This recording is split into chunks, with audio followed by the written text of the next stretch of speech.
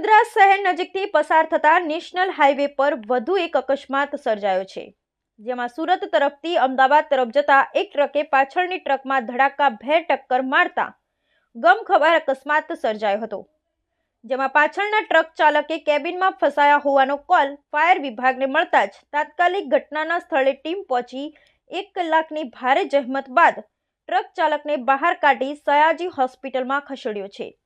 અકસ્માત અંગેનો call Vadodara fire and emergency વિભાગને મળ્યો હતો, જેમાં સુરતથી અમદાવાદ તરફ જતા વાઘોડિયા બ્રિજ પર 2 ટ્રક વચ્ચે અકસ્માત સર્જાયો છે, જેમાં ચાલક કેબિનમાં ફસાયા છે તેવી માહિતી મળતા જ પાણીગેટ ફાયર સ્ટેશનની ટીમ તાત્કાલિક ઘટના સ્થળે દોડી આવી હતી।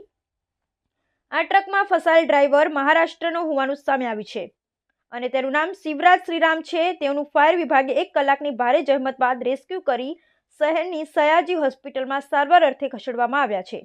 Bureau report Mahendra Solanki, Vadodara.